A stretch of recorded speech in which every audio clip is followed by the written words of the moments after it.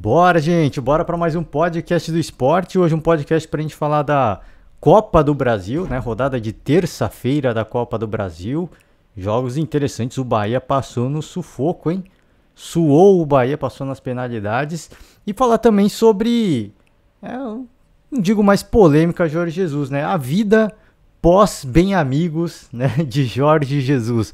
O programa aconteceu na segunda-feira à noite. Eu até queria gravar ontem o podcast, mas eu preferi esperar, né, para ouvir mais sobre a repercussão, os debates esportivos. É sempre importante, né? A gente ouvir a opinião de comentaristas, né, de ex-atletas, que também são comentaristas, né, de jornalistas e tudo mais. Então eu sempre gosto de ouvir opiniões, né, até porque eu não sou o dono da verdade. Eu gosto de ouvir o máximo que eu puder. Opiniões de pessoas consagradas, pessoas que têm muito mais bagagem, muito mais experiência de futebol do que eu.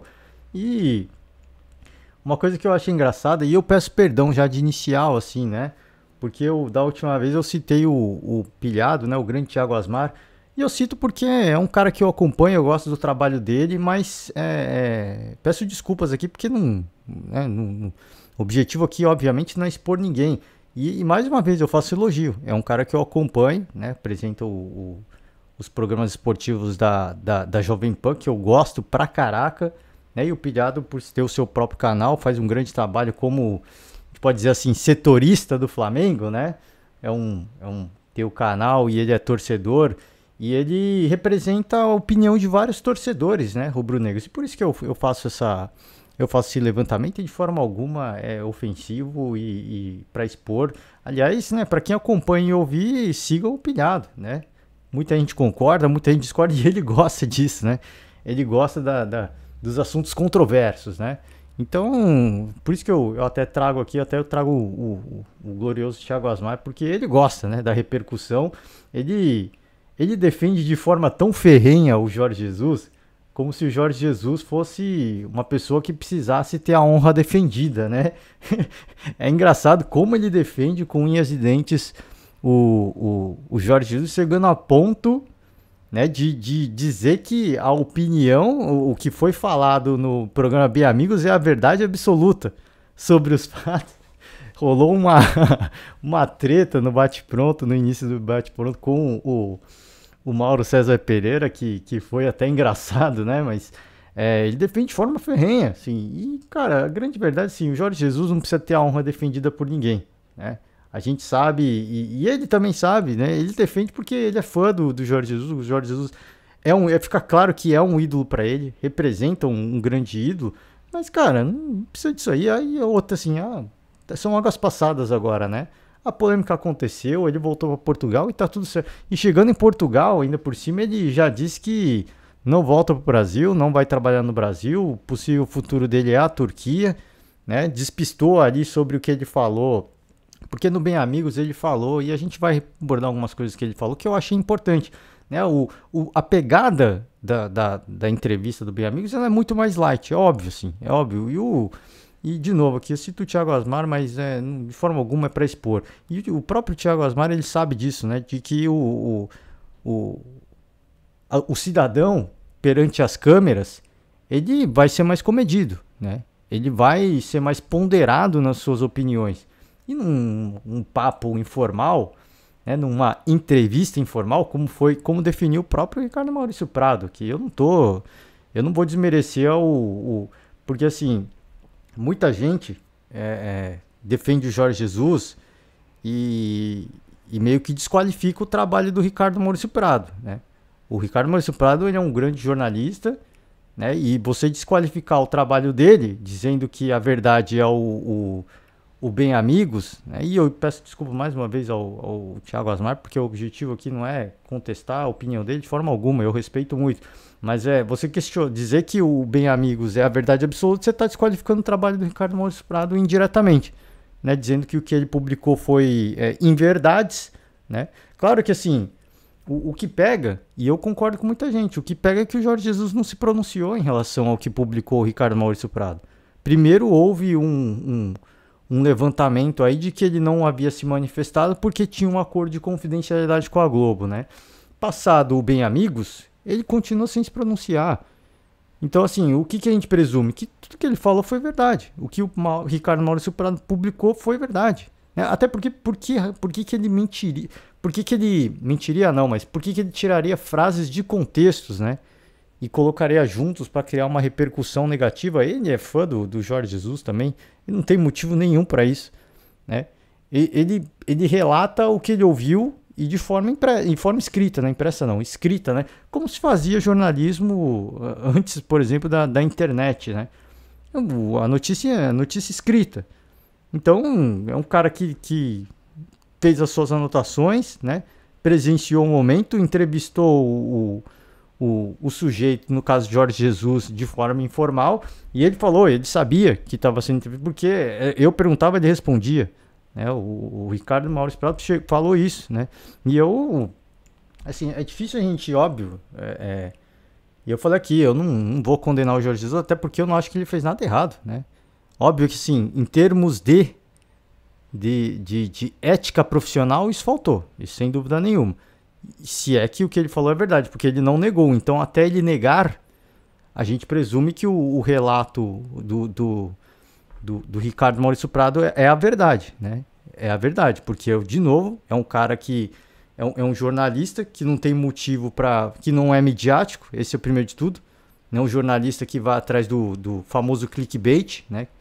Que só está atraindo clique. Não, é um cara que está ali para falar a verdade, para falar o que ele presenciou, a oportunidade que ele teve de se encontrar com o Mister Jorge Jesus.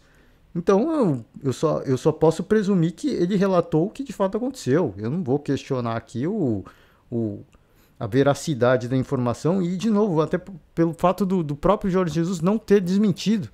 Né? O Mauro César levantou um assunto importante, que assim, se ele tivesse desmentido, que ele poderia fazer, por mais que tivesse contrato de exclusividade, era só ele falar, olha, eu vou desmentir porque a minha honra está sendo atacada, né? Então ele geraria até mais audiência para o programa, né? E outra coisa, ele poderia processar o Ricardo Maurício Prado por publicar inverdades, né? Que eu falei, estão atacando a minha honra. Eu vou responder isso de forma jurídica, né? Ele poderia responder, e ele não fez absolutamente nada, né? Então aí, pego de novo aqui o glorioso pilhado. Ele fala assim, pô, ali não foi o Jorge Jesus que falou, é alguém que tá falando que o Jorge Jesus falou. Aí, ele é um paradoxo, né? Porque ele vem falar, eu conversei com familiares, ele não fala que familiares são, pessoas próximas ao Jorge Jesus, não fala que pessoas próximas são, se é o filho, se é a esposa, e me disseram que muitas das coisas que foram publicadas ele não é verdade ou foram tiradas de contexto. Então aí, assim, o Ricardo Maurício Prado, ele tá relatando o que o Jorge Jesus falou, ele tá citando a pessoa. O Jorge Jesus falou isso. Aí o pilhado vem e fala, eu conversei com pessoas próximas e me falaram que, né? E é isso que o Ricardo não fala nem que pessoas próximas são. Então, assim, o crédito que a gente dá para esse tipo de informação é muito menor, né? É de muito menor relevância. E o próprio Ricardo Maurício Prado relatou que eles estavam num ambiente vendo o jogo juntos e o filho e a esposa do Jorge Jesus estavam em outro ambiente. Então como é que eles podem dizer que é em verdades ou tirados de contexto se eles não estavam no meio ambiente? E de novo, eu não sei porque eu não estava lá. A gente se baseia no relato de um jornalista que eu, pelo menos, até que se prova o contrário, tenho compromisso com a verdade, né? Tenho compromisso. Por isso que eu digo que é assim... São opiniões controversas, eu acho que assim, são águas passadas, independente do que ele falou ou não. Eu acho que se ele falou de fato, houve de fato um desrespeito, aí uma falha com a ética profissional, sim, mas é a opinião dele, deixa de falar o que ele quer. Ele citou no Bem Amigos, né, que a presença dos dirigentes rubro-negros atrapalhou o trabalho dele lá, às vezes ele veio para atrapalhar o trabalho dos caras aqui. Porque gerou uma fumaça até com o Benfica, porque ele falou que ele pediu para sair do Benfica, né? Disse que não tinha mais clima e ele pediu para sair, o Benfica falou que não, que o Benfica o demitiu, né? E aí quando chegou em Portugal perguntaram isso para ele, ele desviou, ele não respondeu a pergunta, né, da repórter, da jornalista. Mas ele falou de muita coisa bacana, assim, não vou me ater só na questão do... Aí ele disse, né, no Bem Amigos, sobre essa polêmica, né, de voltar ao Flamengo e tudo mais, disse que, né, não seria correto ele falar sobre isso agora, até porque tem um treinador, mas de novo, né, na frente das câmeras, as pessoas se comportam de um jeito. Sem câmeras as pessoas falam outras coisas, né? Por isso que eu falo, dá pra dizer 100% que aquela é a opinião do Jorge Jesus? Não dá. Não dá, até porque o Ricardo Maurício Prado relatou uma coisa que o próprio falou e ele não negou, né? Ele não negou a informação, por isso que é complicado, assim. Óbvio que assim, o que ele falou a gente ouviu da própria boca dele, a gente dá um pouco mais de crédito. Mas, de novo, repito, a frente, e o Jorge Jesus é importante de ressaltar. Ele gagueja várias vezes antes de dar uma resposta. Para quem não acompanhou o programa, pode ver. Ele gagueja várias vezes antes de qualquer resposta. Porque ele está pensando o que ele está falando, para ele não falar nenhuma bobagem. Aquilo está sendo filmado. É um programa gravado, não é um programa ao vivo, né? A Globo pode ter cortado algumas coisas que o próprio deve ter pedido.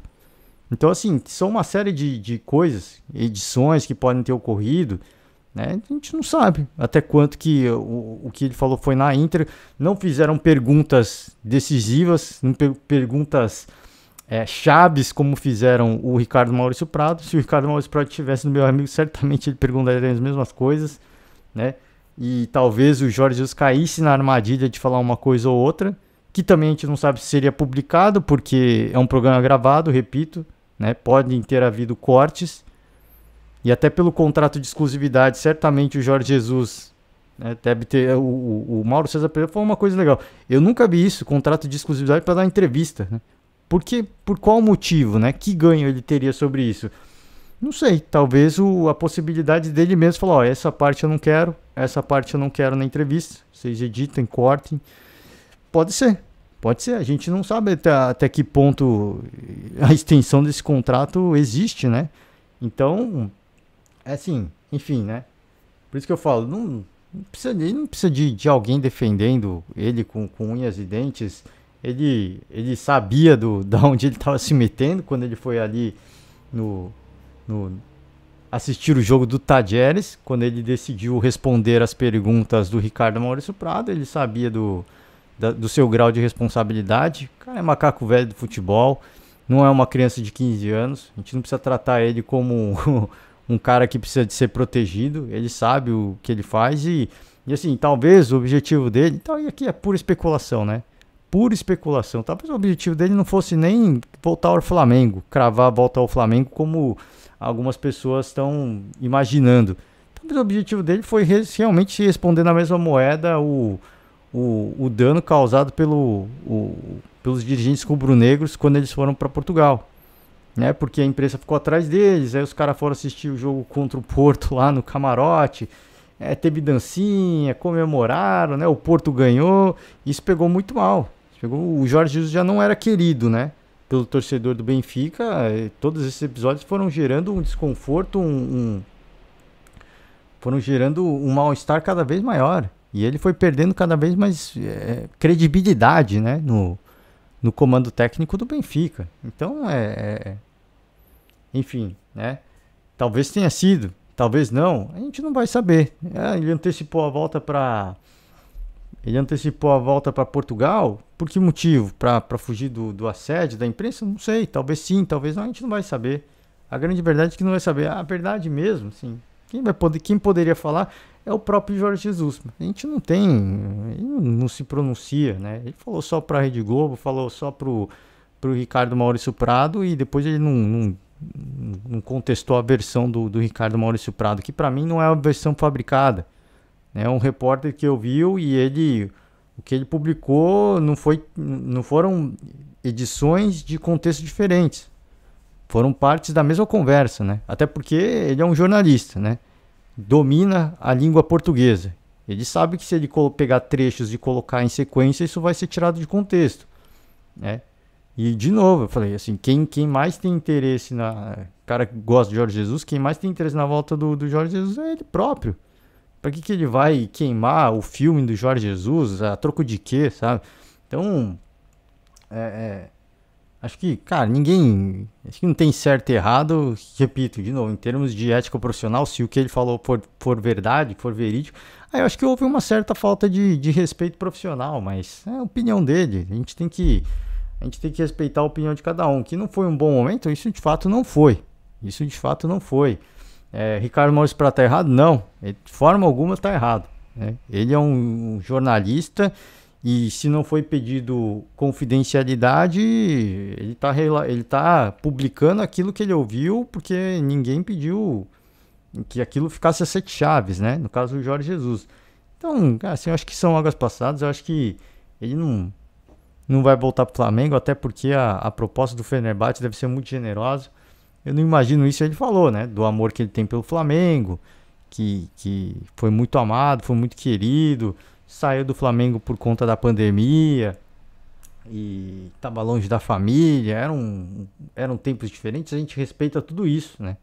A gente respeita tudo isso. E uma coisa assim que me chamou a atenção, e não de forma negativa, mas a diferença dele com o Abel Ferreira, por exemplo. O Abel Ferreira, ele escreve um livro com o intuito de compartilhar conhecimento sobre o futebol, né? Sobre o que ele viu, sobre o que ele aprendeu, sobre o que ele vivenciou. E o Jorge Jesus não. O Jorge Jesus já falou assim, meu, não... o Eric Faria pergunta, se não me engano, você saiu e você não deixou nada. Ele falou, não deixei nada mesmo. Assim, todos os meus métodos de treinamento, isso aqui foi criado por mim. Eu não vou compartilhar com ninguém. Tá lá no CT, põe tapume, fecha a câmera. Isso aqui ninguém vai presenciar. Eu inventei isso e ninguém vai... Não aceita estagiários, ele falou, né? E a menos que seja um ex-jogador dele, né? Aí ele, em respeito, né? Ao relacionamento que tiveram, ele aceitaria, mas assim, um outro profissional, um estagiário, ele não aceita, porque o que ele falou, foi uma metodologia de trabalho que eu inventei ao longo dos anos e eu vou guardar isso para mim. E imagino que enquanto eles estiverem em atividade, ele vai... Então você vê como é diferente. E de novo, não é fazendo um questionamento, não é questionando a atitude dele, não. Eu acho que ele tem todo o direito de fazer isso mesmo. O quanto que ele estudou, só ele sabe o quanto ele estudou, ele se dedicou para criar uma metodologia de trabalho, né? E só que eu digo que sim, é diferente que o Abel Ferreira, né? Que é um cara que quer divulgar, né? Ele quer falar sobre, ele quer... Porque o Abel Ferreira, ele não vê o método de trabalho, imagino eu pelo menos, tá? Ele não vê o método de trabalho dele como algo estático, né? Ele imagina que é algo que tem que estar sempre mudando, ele tem que estar sempre evoluindo. E talvez quando ele chegar numa idade mais avançada, não dizendo que o Jorge Jesus é velho, né? De forma alguma, peço perdão aqui com todo respeito, obviamente. Talvez o Abel Ferreira chegar na idade de Jorge Jesus, ele vai segurar mais as informações, né? Pô, demorei tanto, estudei tanto, né? Agora eu vou guardar para mim. O que eu pude compartilhar, eu compartilhei. Quem quiser aproveitar, aproveite. Agora eu vou guardar. Pode ser também. Às vezes são coisas são posturas que podem mudar ao longo do tempo, mas isso é uma coisa que chamou muita atenção, né? O Abel publica um livro, chamou muita atenção o livro dele, e ele vai continuar compartilhando informações, vai ter uma segunda versão do livro, né? Então, é interessante como eles têm visões diferentes, né, sobre o ocorrido, né, sobre o futebol, né, sobre treinar, sobre ser treinador, sobre o ocorrido não.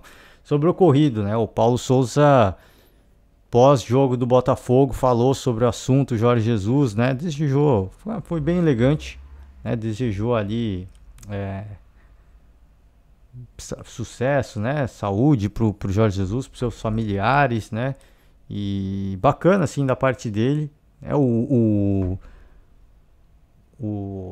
técnico do Corinthians, o Vitor Pereira, falou brevemente também, mas ele se esquivou, falou, pô, não tenho nada a ver com isso, eu não sou o Jorge Jesus, não sou o Paulo Souza, então não posso falar nada sobre o assunto, e de fato não pode, né, talvez ele, não sei se ele tem uma relação próxima com os dois também, pô, aí é se comprometer, né. É complicado, então para mim acho que são águas passadas, né? Se houver de fato o interesse do Jorge Jesus de voltar ao Flamengo, eu acho que ele volta. Assim, a diretoria banca o Paulo Souza, obviamente, porque é o cara que está no cargo no momento, né? Mas se houver realmente um interesse do Jorge Jesus, a gente sabe como é dirigente, eu falei aqui, dirigente joga para torcida. né? E se o Jorge Jesus for, o Jorge Jesus estiver disponível e quiser voltar, e o Paulo Souza nos próximos jogos, até o dia 20 aí, né? Ele não entregar resultados esportivos, ele vai ser demitido. O cargo dele não está assegurado de forma alguma, mas repito, ele só vai ser demitido se houver uma certeza da gestão de que o Jorge Jesus voltaria de fato, e não só uma fumaça, né? Porque até então, quando pós-demissão do Renato Gaúcho, final do ano passado, eles foram para Portugal com o intuito de trazer o Jorge Jesus. E não foi uma ofensiva, pelo menos minha opinião, tá? Assim, a gente só trabalha com... aqui é especulação pura, né? A gente sempre levanta assim, quando é especulação a gente avisa antes. Eu acho que eles foram para lá com a ideia de que, recebendo um aval positivo de que haveria uma possibilidade. Existe uma possibilidade. Vocês não vivem um bom momento aqui, se negociar, se acordar tudo certinho, talvez role. Os caras foram para lá, acho que com isso, não foram no amadorismo, né?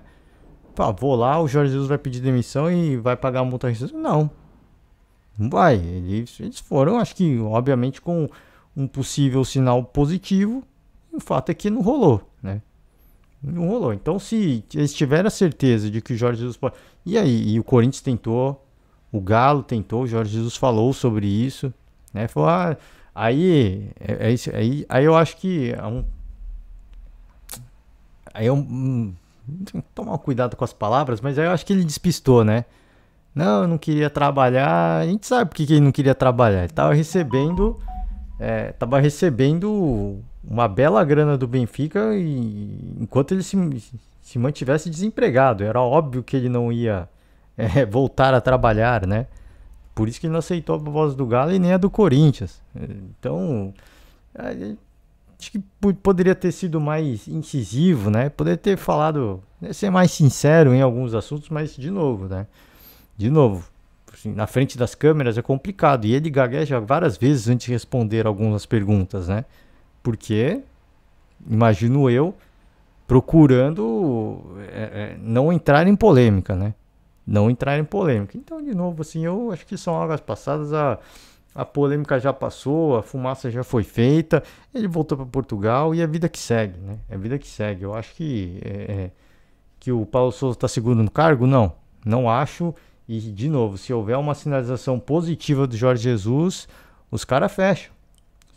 É o que a torcida quer, né? Os caras não vão correr o risco de chegar no final do ano, de repente não ganha nenhum título com o Paulo Sousa, e a galera reclamar. O que os caras preferem? Joga pra galera, né? O que a gente vai fazer? A gente... vamos trazer aqui o Jorge Jesus, porque se não ganhar nada, vai acontecer a mesma coisa que aconteceu com o Renato. Pediram o Renato, não teve resultado esportivo, tá aí. Vocês que pediram. Vocês querem ser técnico do Flamengo, então querem ser dirigente do Flamengo, então tá aí o resultado esportivo. Não tem pudor nenhum de fazer a mesma coisa, tá? Traz Jorge Jesus, se não ganhar nada, vocês não queriam o Mister? Nós trouxemos o Mister. Agora não ganhou, agora vocês têm que aguentar o que tem aí, né? Óbvio que o Jorge Jesus, imagino eu, não sofreria a queimação de filme que sofreu o Renato Portaluppi, né? Mas o Renato Portaluppi foi complicado também por causa do jogo contra o Grêmio. Enfim, é outro contexto, né? Acho que independentemente de ter um resultado bom ou não, um esportivo bom ou não, o Jorge Jesus seria ainda muito querido pelo torcedor rubro-negro, né? Imagino eu, né? A gente só vai saber se ele realmente voltar, se decidisse voltar, e isso a gente só vai saber se, né?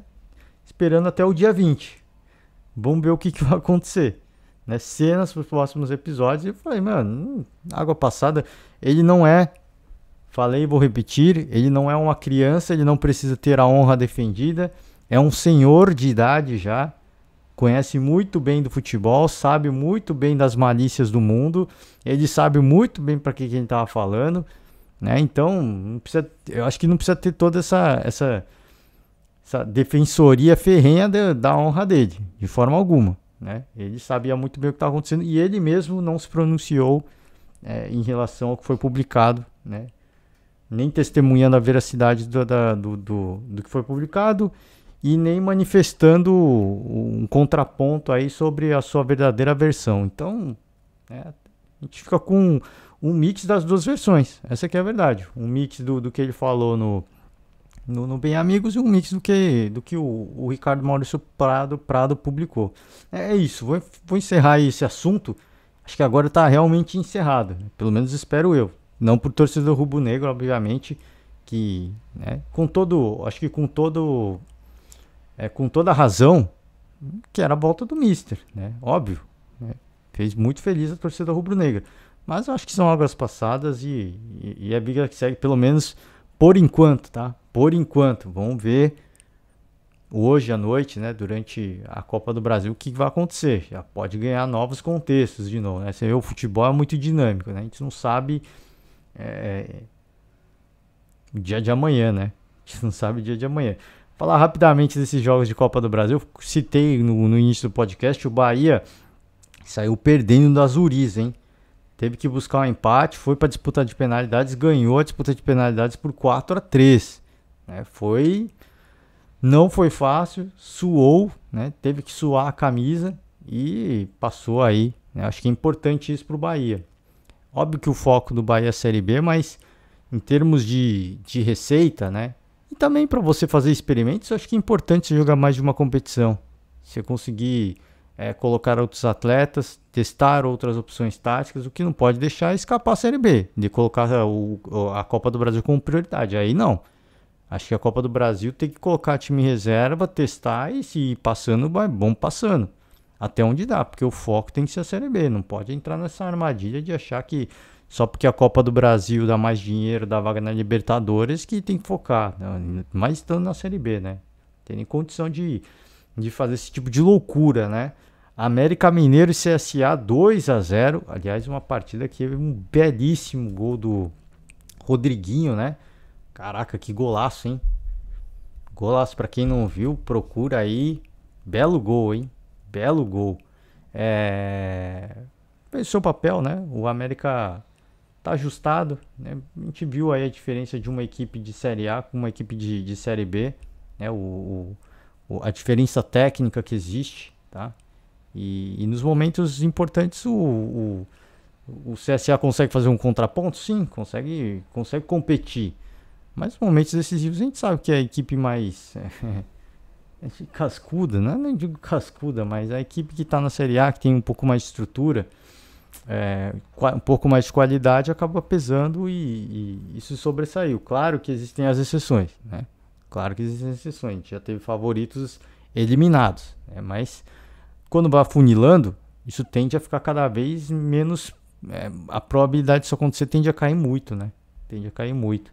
Atlético Paranaense e Tocantinópolis, tá? O primeiro jogo, ainda com o Fábio Carille, já havia sido uma goleada. Esse segundo jogo com o Felipão agora, 4-0 e com direito a 2 gols do Pablo, hein? E aí, meu, quando tá... Pô, impressionante. Quando tava 0-0, o Pablo perdeu um gol. Mas assim, daqueles inacreditáveis. Eu falei, meu, se ele não fizer um gol nessa partida, a torcida vai perder a paciência. Não é possível que ele perdesse. Ele estava na pequena área. E recebeu um cruzamento rasteiro. Ele encosta na bola e não precisava de muito. Se ele sentasse no chão, ele faria o gol, né? Não sei o que aconteceu, perdeu o tempo de bola, enfim. Não está adaptado ao gramado sintético, a bola correu muito, não sei. Fato é que depois ele fez 2 belos gols, inclusive um de fora da área, né? Sai zica, né? Fez o sinal de sai zica. A gente espera, e o torcedor do Furacão também espera, que esse tenha sido um bom momento, que realmente tenha saído a zica, até porque fez 2 gols. Então fica na torcida para que realmente tenha saído a zica. Ele falou depois, né, que passando por um momento difícil, um familiar dele faleceu. É complicado, né? É bacana que ele tenha conseguido fazer os gols, né? Pelo menos dá um alento, né? Até uma forma de prestar uma homenagem. Então grande resultado, fez valer o seu favoritismo, ainda mais na Arena da Baixada, e com o Pablo fazendo gol. Acho que é mais importante isso, porque talvez esse seja um ponto da virada aí pro Pablo, né? Tira a zica, volta a ganhar confiança e volta a balançar a rede com mais tranquilidade, né?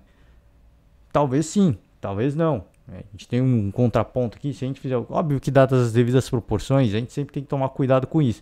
Mas o Rafael Navarro no Palmeiras, ele não conseguia fazer gol, fez um caminhão de gols na Libertadores, mas em outros jogos importantes, como Copa do Brasil e Campeonato Brasileiro, ele não consegue fazer gol também. Então, assim, é o centroavante que o Palmeiras precisa? Não sei, é a mesma coisa para... Será que realmente saiu a zica? Na Libertadores pro Navarro saiu. Pro Pablo saiu? Não sei. Na Copa do Brasil saiu. Será que isso vai ter consistência? A gente só vai saber com a sequência. E de novo, assim, eu não tô questionando aqui, não tô torcendo contra. Eu só tô levantando esse ponto para o torcedor tomar um cuidado, né? Assim, já não empolgar, foi agora vai. Não, calma. Uma competição, aconteceu 2 gols, é importante ressaltar. Talvez a zica realmente tenha saído.